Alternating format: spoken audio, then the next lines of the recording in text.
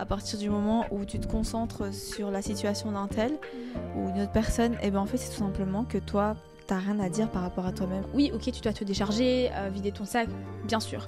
Mais dans d'autres conversations, est-ce que en parlant de cette personne, tu vas construire ou détruire ?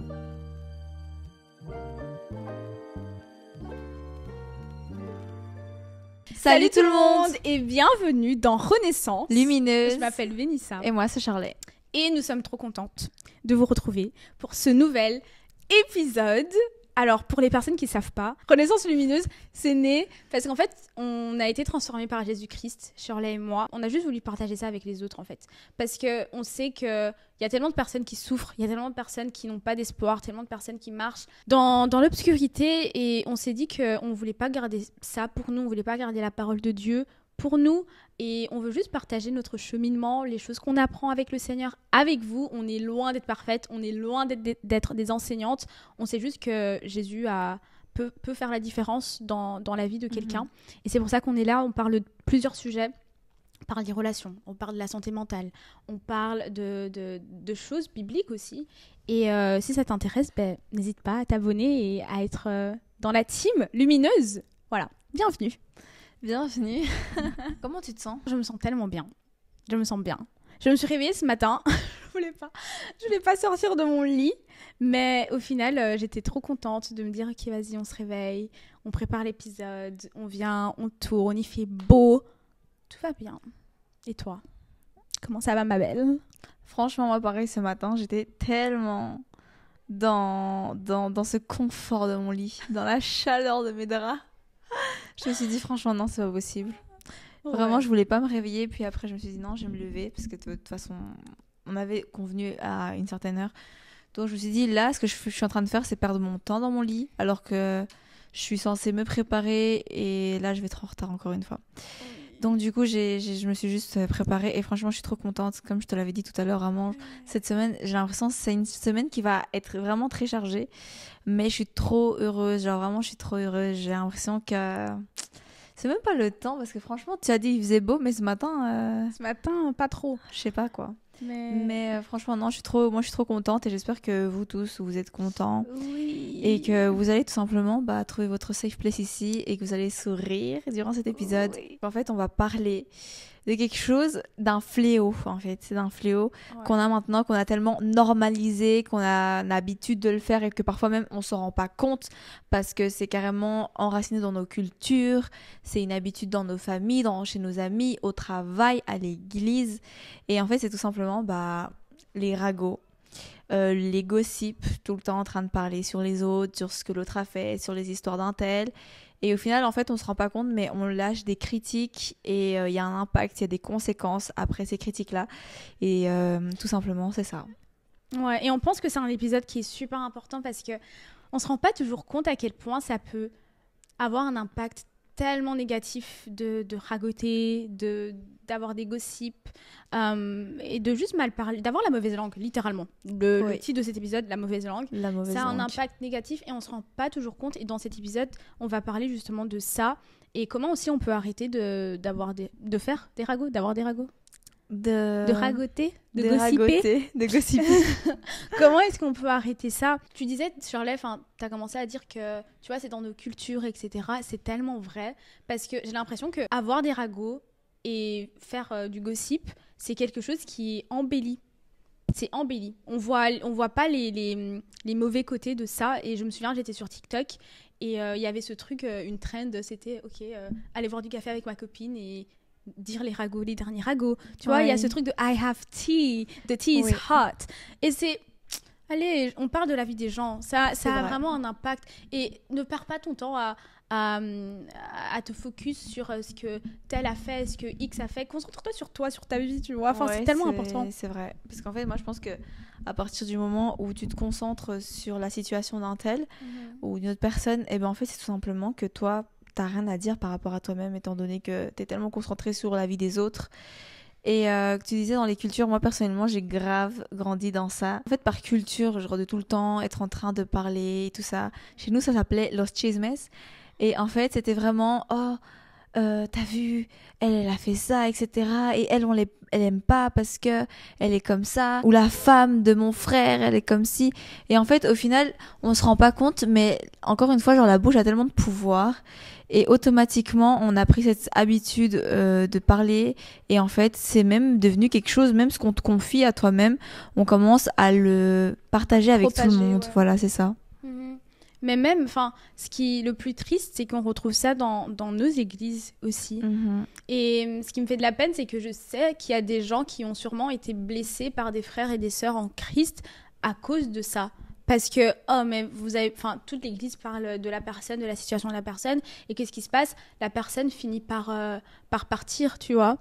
Et moi, une situation que des fois je vois dans mon entourage. Enfin, j'ai pas beaucoup de personnes autour de moi qui... En tout cas, j'essaie de pas trop être proche des gens qui ragotent tout le temps, qui ont tout le temps du gossip. Enfin, littéralement, il y a une période où j'étais avec un groupe de filles.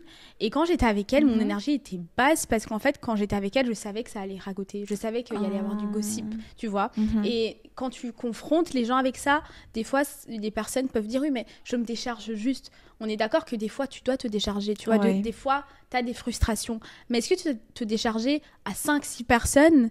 Et est-ce que quand tu te décharges en allant parler à ces personnes, est-ce que tu es obligé d'empiéter sur la réputation d'une autre personne, tu vois? Parce que moi, je sais qu'il y a des fois des choses qui m'ont été dites, j'ai rien demandé, genre, c'est tombé dans mes oreilles. Et je me dis, mais en fait, moi, après, j'ai une mauvaise image d'une personne alors que j'ai pas le contexte entier. C'est vrai. Et ça, c'est un truc qui est vraiment pas cool. T'as juste le point de vue de la personne qui t'a raconté, mais pas la situation en elle-même. Et en fait, genre, moi, personnellement, genre, je comprends ce que tu veux dire, par exemple, quand on veut vider son sac. Parce que moi, plein de fois, j'ai vidé mon sac en me confiant à quelqu'un. Et au final, en fait, ça me faisait du bien, mais c'était par rapport à mon point de vue. Et au fait, moi, je pense que c'est hyper important que tu ne sois pas en train de décharger ton sac uniquement par plaisir personnel, mais que tu le décharges parce que du coup, tu en as besoin, parce que ça te fait du bien de parler à cette personne-là. Et en fait, fais attention à qui tu le fais parce que pas n'importe qui, justement, va avoir cette bienveillance de peut-être te corriger, te dire, ouais, écoute, peut-être que tu penses comme ça, mais il faudrait peut-être que tu te remettes aussi en question, ou qui va prendre du recul par rapport à la situation parce qu'en fait, parfois, on veut trop prendre la situation personnellement et on va commencer à voir que de notre sens. Et du coup, à ce moment-là, en fait, c'est que, genre, toi-même, tu manipules la situation et ça devient de l'hypocrisie parce que automatiquement, tu vas peut-être te permettre de critiquer cette personne-là, peut-être dans la situation dans laquelle tu t'es trouvé. Et au final, si l'autre personne à qui tu es en train de te confier de ton sac, comme tu dis, que tu te décharges de ton sac, si cette personne-là, elle n'est pas de ton même avis, tu vas commencer peut-être à te sentir en mode « Ah, je vais pas lui confier ça alors à elle. Ah, la prochaine fois, je vais pas verser mon sac vers cette personne-là parce qu'elle sera pas du même côté que moi. Et elle va pas critiquer avec moi la personne, etc. » En fait, c'est ça, genre, faut faire attention à qui tu te confies. Si cette personne, réellement, elle va te conseiller, être bienveillante avec toi ou t'es juste en train de lâcher ton sac uniquement parce que t'as besoin d'approbation personnelle, en fait. C'est un super bon point. Un super bon point parce que, en fait, je pense on doit se poser la question de pourquoi est-ce que on trouve un plaisir, une satisfaction à gossip. Parce que j'ai déjà entendu des gens vraiment me dire « Mais enfin, j'arrive pas, c'est un travail, tu vois !» Je comprends parce que j'étais exactement pareil. Mais pourquoi t'aimais gossiper? En fait, c'est pas une question de critiquer être dans l'hypocrisie, pas du tout. C'était plus dans le sens où j'aimais les histoires, en fait. Et pas des histoires dans les disputes, juste j'aimais qu'on me raconte des petits trucs, enfin, tu vois, j'aimais m'imaginer. Et moi, quand on me raconte quelque chose, j'ai besoin de voir la photo, j'ai besoin de savoir comment il s'appelle, j'ai besoin de savoir vraiment le contexte. Et j'aime bien parce que je sais pas, c'est mon imagination, c'est ma créativité peut-être qui est activée. Je sais pas, mais j'aime bien. Après, j'étais pas dans la critique et je faisais souvent attention à ça parce que je pense qu'à partir du moment où toi tu commences à gossiper quelque chose et que tu commences à justement te dire « Ah, ce que je viens de dire avec telle personne, je pourrais pas lui dire en face », ça en fait ce serait peut-être genre une forme d'hypocrisie. Et c'est ça que peut engendrer le gossip ou le ragotage. C'est de être hypocrite envers les autres personnes qui t'entourent. Par exemple, moi, je me rappelle, je fréquentais une personne qui parlait toujours de ses autres potes. Par exemple, ma copine, elle parlait tout le temps de toutes ses autres potes, elle critiquait ses potes, etc. Et moi, parfois, je donnais pas vraiment mon avis parce que moi, je connaissais pas forcément ces amis-là, mais je savais qu'elle se confiait à moi par rapport à ça. Et à un moment donné, je me suis rendu compte que moi aussi, je fais partie de ses amis. Donc peut-être qu'en fait, elle parle de moi quand moi je ne suis pas là, comme Mais elle c'est le sûr. fait. Et en fait, moi, je sais pas, j'avais pas ce truc-là qui est venu directement. Moi, je portais pas vraiment d'importance, en fait. Parce que j'étais pas dans la critique, forcément. J'étais plus peut-être dans le conseil, ou dire, ouais, je suis d'accord avec toi par rapport à cette situation-là, mais j'allais pas plus loin, quoi, tu vois. Mais en fait, après, ouais, ça devient de l'hypocrisie, et parfois même sans t'en rendre compte, en fait. Mais après, je pense que, tu vois, si tu vas parler à quelqu'un en disant, voilà, je veux juste vider mon sac et j'aimerais bien avoir ton avis, c'est une chose. Mais si c'est pour rabaisser quelqu'un d'autre et pour juste, enfin, vider ta méchanceté, Ouais, c'est juste vrai. de la méchanceté. C'est vrai. Et je pense qu'il faut confronter ça. Oui. Je pense qu'il faut confronter ça. C'est ok. Je pense qu'on a tous du mal avec certaines choses. Personnellement, j'ai jamais vraiment eu du mal avec le gossip. Ça a toujours été un truc que j'ai détesté. Après, j'ai eu du mal avec d'autres choses, ne vous inquiétez pas. Mais c'est juste un truc que j'ai toujours détesté. Et quand je voyais quelqu'un qui gossipait, moi, automatiquement, je m'éloignais parce que je me disais, si tu gossipes sur quelqu'un qui est censé être ton ami, j'imagine, Ouais. pourquoi tu gossiperais pas sur moi ? Et directement, tu perdais la confiance que je pouvais avoir en toi. Du coup, tu donnes une mauvaise image de quelqu'un, mais tu donnes aussi une mauvaise image de toi. C'est vrai. En fait, même par rapport à la confiance que tu mets en la personne. Après, en fait, moi, comme je t'ai dit, en fait, moi, j'aimais bien parce que c'était toujours comme un peu l'ambiance, quoi, tu vois, en mode oh, mais non. Et tu vois, t'es choquée et t'es en mode quoi? Ouais, genre l'humain continue à te choquer comme ça, je suis en mode quoi? Et en fait, c'est ce truc de avoir normalisé les choses parce que même sur TikTok, y a plein de comptes comme ça. Par exemple, je sais pas si vous avez regardé Justin Bieber et Hailey Bieber et Selena Gomez. On a trop normalisé ça aussi avec les stars. Mon gossip préféré. Désolée. Mais c'est vraiment quelque chose. Et en fait, moi, c'est quelque chose que, comme j'ai dit, genre, j'ai grandi avec ça et genre, j'aimais bien. Mais pas rentrer dans l'hypocrisie, par exemple, tu vois. Mais en fait, je pense que c'est quelque chose que tu commences à normaliser. Je pense que ça part de là. Et moi, je me suis rendu compte, mais c'était pas, on va dire, directement, parce que au début, genre, je parlais juste comme ça avec les gens et parfois, je savais déjà ce que j'allais raconter à quelqu'un d'autre, en mode, oh, tu sais pas ce qu'elle m'a dit, des trucs comme ça. Et après, au fur et à mesure, je me suis rendu compte que, en lisant la parole de Dieu, j'étais en train de me rendre compte que justement, en fait, cette petite braise que toi, tu vas peut-être croire qu'elle est genre innocente, que c'est anodin dans la situation, ben en fait, ça peut vraiment engendrer un feu dans une forêt. Et d'ailleurs, il y a un verset qui le dit. On va prendre la Bible, la référence de vie. Donc en fait, ça se trouve dans Jacques, chapitre 3, verset 5 à 6. Donc la langue, c'est pareil. C'est une petite partie du corps, pourtant elle peut se vanter de grandes choses. Regardez, il faut seulement une petite flamme pour mettre le feu à une grande forêt. La langue aussi est comme une flamme, c'est là que le mal habite. Elle fait partie de notre corps et elle le salit tout entier. Notre langue met le feu à notre vie de la naissance jusqu'à la mort. Ce feu vient du lieu de souffrance lui-même. Waouh, c'est incroyable vraiment. En fait, on se rend compte à quel point la langue est vicieuse. Et c'est vraiment ce truc de waouh, la Bible, elle n'est pas périmée, genre ça ne s'arrête pas à une seule génération ou à des années où elle a été créée. Et en fait, vraiment comme quoi, genre la langue, c'est quelque chose qui peut vraiment être une conséquence énorme par rapport à la vie des autres, par rapport à ta propre vie à toi, parce que comme ici il est écrit que c'est une petite partie du corps, mais il suffit de cette petite partie du corps pour salir ton corps tout entier. Et moi, j'ai un truc à dire encore par rapport à ça, c'est vraiment le fait que ce qu'on dit des gens, ce qu'on va parler dans notre entourage, c'est vraiment ce qui déborde de ton cœur. Il y a encore un verset qui dit que ce que tu dis avec ta bouche, c'est ce qui déborde de ton cœur. Donc vraiment, je pense que quand toi, tu commences à critiquer une personne, que tu commences à porter le jugement sur telle situation, en fait, il faut vraiment que tu analyses ton cœur aussi. Parce que ce n'est pas seulement de dire, ok, maintenant je connais la parole de Dieu, ici il est écrit que la langue, elle est mauvaise, donc maintenant je ferai attention à ce que je dis et aussi à ce que j'entends, parce que forcément l'Esprit Saint ne se sent pas confortable dans certaines discussions, quand il y a de la critique, etc. C'est pas conforme à la volonté de Dieu, on vient de le voir. Et automatiquement, en fait, je pense que quand toi t'es confronté à ça et que t'es en train de lutter par rapport au gossip, peut-être que t'es en train d'essayer d'arrêter, ou peut-être que tu ne savais pas, mais maintenant tu le comprends, Et ben en fait, faut comprendre aussi que c'est ton cœur que tu dois analyser. Moi, je pense que c'est trop important d'analyser son cœur par rapport à ça. Oui, parce que, comme tu disais, tu vas refléter ce qu'il y a à l'intérieur de toi. Exactement. Et je pense que la question à se poser aussi, c'est est-ce que toi, t'aimerais bien qu'on te fasse ce que t'es en train de faire? Est-ce que... Vrai. Parce que tu vois, on peut se dire, oui, mais non, mais je me décharge juste. Oh, mais je suis juste en train de faire ça. Oh, mais c'est bon, c'est normal. Mais est-ce que toi, tu serais OK qu'on fasse ça sur toi? Je regardais les Kardashians. Et en gros, je pense, dans l'épisode, ils disaient qu'ils avaient des groupes où ils parlaient d'une des sœurs, tu vois. Et Chloé, elle disait, oui, mais moi, j'espère qu'il y a un groupe où ils parlent de moi. Ça me vexerait. S'ils parlaient pas de moi, c'est normal de parler, en gros, derrière le dos des gens. Et j'étais juste... Quoi? What the freak? Genre, comment ça, c'est normal? Moi, en tout cas, j'aimerais pas qu'on parle derrière mon dos. J'aimerais pas on parle négativement derrière mon dos, surtout si t'es censé être mon ami, tu vois. En fait, c'est tellement normalisé et genre Ouais. même, je pense que les personnes qui sont influentes dans ce monde, comme les Kardashians, en fait, montrent tellement une image dans laquelle on doit vraiment se détacher du monde et c'est tellement important d'avoir la Bible comme référence et vraiment Dieu comme référence parce que franchement, quand tu vois ce genre de contenu qui circule sur les réseaux sociaux, ça m'étonne même pas en fait que du coup les gens ont normalisé au-delà de la culture, en fait même sur les réseaux sociaux, c'est tellement devenu une influence dans notre vie, c'est abusé.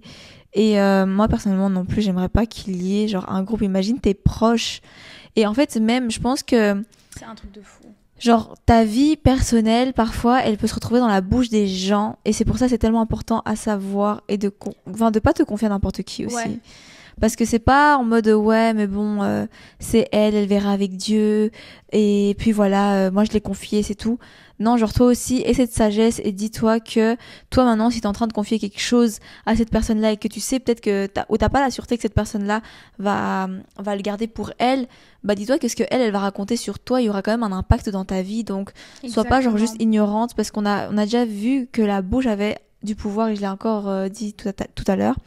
Et je le redis parce qu'en fait, parfois juste en ayant des pensées négatives ou en ayant juste un avis critique, en fait, tu peux condamner une personne. Par exemple, moi, je passe dans la rue et je vais regarder quelqu'un et je vais voir, je sais pas, je vais voir son style vestimentaire et je vais me dire, ah ouais, purée, lui, ça se voit, il est pauvre. Imaginons, je dis ça, mais là, je suis en train de condamner une personne avec mes paroles, genre, je suis en train de lui dire, lui, il est pauvre, genre, je déclare qu'il est pauvre. Enfin, on se rend pas compte, mais il y a vraiment une conséquence énorme. Genre, la parole a tellement de puissance, a tellement de pouvoir, et je pense que c'est hyper important à se rendre compte et vraiment à se dire, ok, maintenant, je prends du recul et à vraiment trouver la solution de comment je fais pour arrêter ça, parce que ce n'est pas uniquement se dire, ok, je critique et il n'y a pas d'impact. Enfin, non, ce que tu critiques, par exemple, si moi je me mets à critiquer une autre personne, faut pas oublier qu'on est tous des créatures de Dieu, on est tous des enfants de Dieu. Ça veut dire que toi-même, tu es en train de porter un jugement et une critique sur quelqu'un que Dieu a créé. Et il faut pas oublier que genre Dieu, il justifie. Donc toi, tu critiques, tu juges, mais c'est Dieu qui va justifier, en fait. Amen to that. Mais c'est ce que j'allais dire ça. On est des enfants de Dieu. Avant de critiquer quelqu'un d'autre, tu dois te dire que cette personne est aimée par Dieu et créée par Dieu. Exactement. Tu vois. Et après, ce que je pense aussi, c'est que bien sûr que tu vas pas t'entendre avec tout le monde. Bien sûr qu'il y a des personnes qui vont faire des choses peut-être mauvaises et c'est comme, j'ai le droit de dire ça, machin. Mais ça, c'est ce que... C'est le monde qui veut ça. C'est le monde qui dit, ouais, mais non, mais cette personne est comme ça. Si t'aimes pas une personne, mais non, c'est... Tu la critiques. Non, en fait. Non. Si tu t'entends pas avec quelqu'un, t'es quand même appelé à aimer ton prochain comme toi-même, tu vois. On va en parler un peu plus tard, mais t'es appelé à aimer pas à juste tolérer, à aimer. Aimer. On parle pas de supporter. On parle pas de supporter, on parle d'aimer. Et l'amour, c'est un choix. Exact. Est-ce que aimer, ça veut dire que ça va être ta bestie, ton bestie, que vous allez rester ensemble tout le temps? Non. Mais c'est important que tu cultives cet amour. Ouais, c'est hyper important. Et en même temps, moi, je suis en train de penser à quelque chose. Parce que parfois, on se permet nous-mêmes de critiquer. Et en fait, parfois, on n'a tellement pas un avis critique envers nous. Ou peut-être que tu en as trop. Et même si tu te critiques trop, alors justement, essaye de moins ragoter sur toi-même. Est-ce qu'on peut ragoter sur soi-même? Je pense qu'on peut pas ragoter sur ça. Non, mais alors essaye de peut-être avoir un avis beaucoup plus critique, enfin un avis critique beaucoup moins méchant envers toi, peut-être parce que tu es aussi une créature de Dieu. Et en fait, moi je suis en train de penser au fait de parfois on se permet de juger les personnes. Ok, ça c'est un point. Et en fait, parfois on se permet de juger la paille. Écoutez bien parce qu'il va falloir vraiment... C'est une métaphore, mais il va falloir la comprendre. Ouais. La paille qui est sur l'œil de ton voisin alors que tu ne regardes pas le tronc d'arbre. La poutre qui est sur ton œil à toi. Et ça, c'est aussi un verset. C'est un verset qu'on retrouve dans la Bible. Je ne sais pas c'est lequel exactement. Je pourrais pas vous donner la ref. Mais en tout cas, en fait, c'est vraiment pour dire que toi, tu critiques ton prochain, mais en fait, tu n'as même pas regardé ce qu'il y a devant toi, en fait. Tu n'as même pas regardé ce que toi, tu étais. Parce que parfois, je peux dire, ouais, regarde cette personne, regarde comment elle s'énerve, etc. C'est n'importe quoi. J'imagine même pas comment elle est chez elle, oh, avec sa femme, avec ses enfants. Oh non, je plains, j'aimerais tellement pas l'avoir dans ma vie. Et en fait, c'est tellement facile, genre ce que je viens de faire, genre c'est tellement simple à faire, ce que je viens de te dire. Et en fait, peut-être que moi, je souffre justement avec mon caractère, peut-être que moi, j'ai des difficultés justement avec la colère aussi. Et en fait, en lieu de moi-même me regarder, me dire qu'est-ce que je fais pour pouvoir m'en sortir, je vais être en train de critiquer l'autre en fait par rapport à ça. Et c'est hyper important que même si par exemple tu as une critique envers quelqu'un, en lieu de la lâcher ta critique comme ça ou porter directement un jugement sur son comportement, sur sa situation, en fait plutôt essaye d'être bienveillant et te dire ok, j'ai écouté ce que tu avais à dire, mais toi si tu as vraiment besoin de critiquer ou besoin de dire quelque chose par rapport à ça, je pense que ce ne serait pas directement vers lui, peut-être que tu n'auras pas les mots pour lui dire ou pour lui consoler ou je ne sais pas quoi pour l'aider à changer, mais Dieu lui peut faire les choses, alors va directement vers Dieu et dire ok Seigneur, moi aujourd'hui j'ai vu mon ami, j'ai vu que elle était plutôt avec ses petits défauts de colère, je sais pas, peu importe son petit défaut, mais j'aimerais que tu puisses œuvrer en elle pour que du coup elle puisse continuer dans ta volonté et qu'elle ne soit pas uniquement dans cette bulle en fait de négativité, parce que toi la critique que tu dis, c'est très bien d'avoir un jugement, c'est très bien d'avoir un point de vue en fait, c'est un point de vue qu'il faut avoir, c'est pas une critique. Et de ce point de vue, en fait, pouvoir le confier à Dieu et te dire, ok, Seigneur, moi, je sais pas, j'ai vu Bénissa, elle était comme ça, et moi, j'aimerais que tu la changes, là. J'aimerais que tu la changes, il est temps. J'aimerais que tu la changes, parce que j'arrive pas à supporter ça. Et genre, tu peux dire, Seigneur, j'arrive pas à supporter ça, genre, aide-moi à être beaucoup plus patient. Comme tu disais au début, il faut être patient avec les autres. Et donc voilà, parce que parfois, comme tu avais dit, parfois on est démotivé. Par exemple, quand tu as des commentaires à l'église, quand tu as des critiques à l'église, ça peut faire qu'une personne ne vienne même plus à l'église uniquement à cause de ces ragots, à cause de ces gossips qu'il y a eu autour de toi. Et au final, ça amène une démotivation. Et c'est vraiment pour dire, les gossips et les critiques, il y a une conséquence. Il y a vraiment une conséquence. Et je pense que c'est trop important de le prendre en compte. De se dire, ok, il y a une conséquence. Et moi, j'ai pas envie d'être le fautif de ça parce que... Tout simplement, ma belle, ou mon beau. Non. Parce que tout simplement, c'est encore une fois, c'est Dieu qui va justifier. Et si toi, tu as besoin de demander quelque chose à Dieu, alors fais-le avec un bon cœur, pas avec une critique devant les humains. Et quelle image ça donne aussi en tant que chrétien? C'est vrai. Tu vois, imagine, il y a quelqu'un qui vient à l'église pour la première fois, un non chrétien. C'est vrai. Et il voit que c'est comme ça. Quelle image ça nous donne? On est censé être les personnes les plus aimants, tu vois, et faire la différence par rapport au monde. Elle est où la différence si c'est comme ça? Il y a tellement de... Dans l'église, il ne faut pas croire, il y a tellement de ragots, malheureusement. Moi, franchement, je ne l'ai pas vécu. Mais il y en a, tu vois. Mais c'est aussi dans l'église... Je ne suis pas congolaise du tout, mais j'ai des potes congolais et je sais que... Il y a des églises où tu vois, des fois c'est que des Congolais, c'est que des Rwandais, enfin voilà. Ouais. Et on parle des fois de songi, tu vois. Les gens ils parlent, les gens parlent des histoires des autres, tu vois. Ils critiquent le pasteur, ils critiquent les leaders, ils critiquent oh mais X a fait ça et avec lui et machin. Et c'est stop. Ce que l'ennemi veut plus que toute autre chose, c'est la division. Exactement. Et ce que les ragots apportent, ce que le gossip apporte, c'est la division. Et c'est dans la division qui va le mieux régner, en fait. Et je me suis dit, purée, on est là en train de parler, nous on est aussi loin d'être parfaite. Et même moi, des fois, j'entends des choses, alors que j'ai rien demandé, mais j'entends des choses et je veux en savoir plus, tu vois. Oui, c'est ça le problème. Et l'habitude que j'essaie d'avoir, c'est que quand, dans la situation... il y a quelqu'un qui ragote sur quelqu'un d'autre que je connais, etc. Je suis silencieuse, ou alors je pars de la pièce. Mais c'est dur des fois, parce que t'as envie de savoir. Bien sûr, moi franchement c'est dur t'as et envie je de lutte savoir. Encore. J'ai tellement pris ce truc de ma maman, elle arrive avec un truc et vraiment genre les latinos, c'est quelque chose, c'est vraiment de bouche à oreille, et c'est infini. J'entends ma mère parler juste au téléphone. Et j'entends d'en bas, je me dis purée. Et là, j'arrive dans la cuisine. Et du coup, je t'ai entendu parler de quelque chose, etc. Et de là, c'est parti.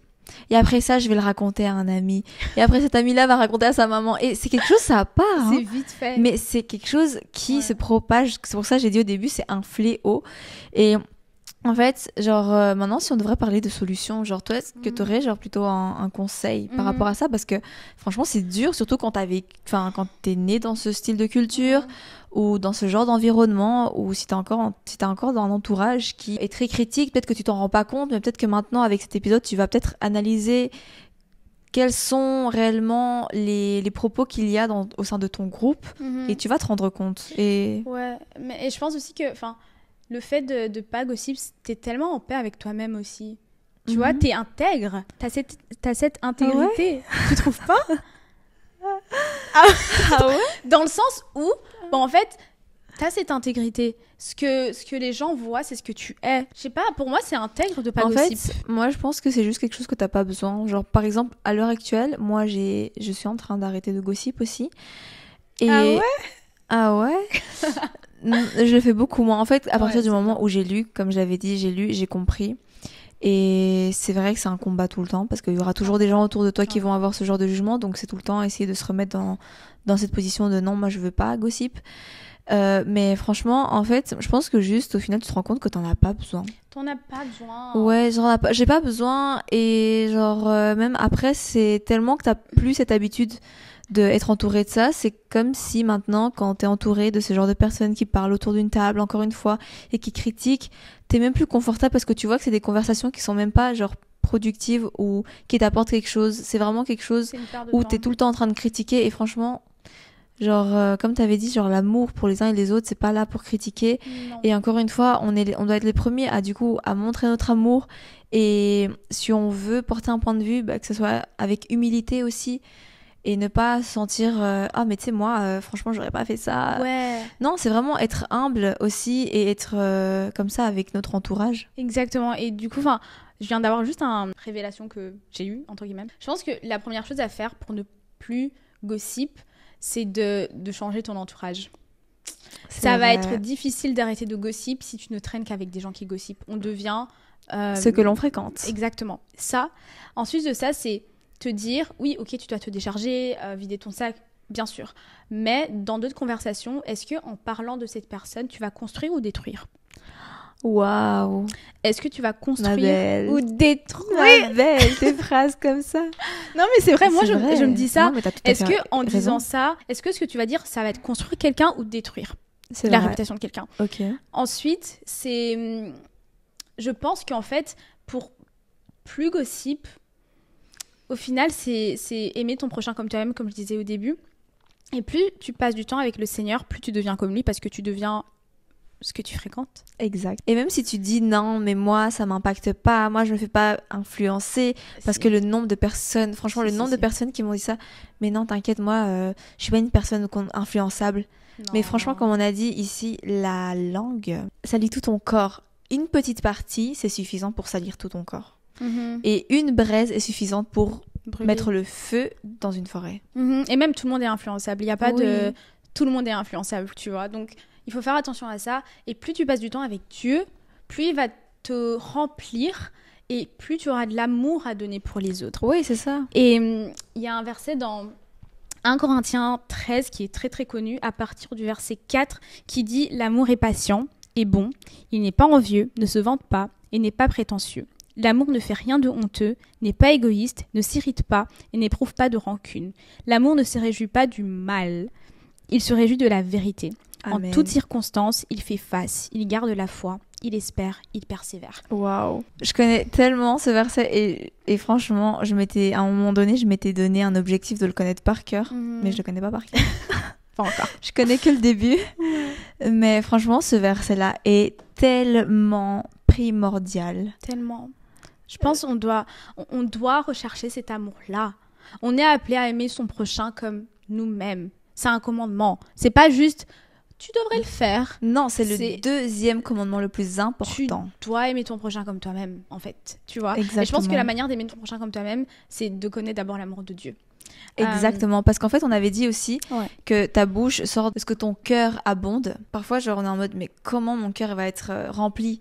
Parce que comment est-ce que je dois avoir un cœur abondant d'amour? Mais en fait, justement, comme tu disais, c'est en connaissant l'amour de Dieu et comment faire de la place dans ce cœur s'il est rempli de choses mondaines. Alors demande vraiment à Dieu de purifier ton cœur, d'enlever toutes ces crasses pour que lui vienne prendre la place. Parce que quand un verre... Amen! Amen! Parce que quand un verre il est rempli, un verre d'eau, imaginez-vous un verre d'eau est rempli, et ben à un moment donné il n'y a plus de place, tu vois, et sinon ça déborde et c'est normal.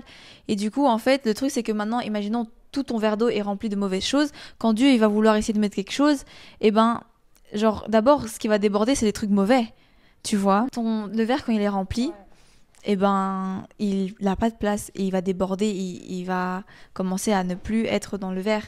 Et donc du coup justement il faut enlever cette eau là, tu laisses cette eau là dans le robinet pour remplir avec l'abondance de Dieu. Amen! Non mais sincèrement. Et même si par exemple tu as trop du mal à aimer ton prochain, parce que moi je comprends, comme tu avais dit, on peut pas plaire à tout le monde aussi, mais genre demande ça encore à Dieu, parce que c'est Dieu qui te donnera la force.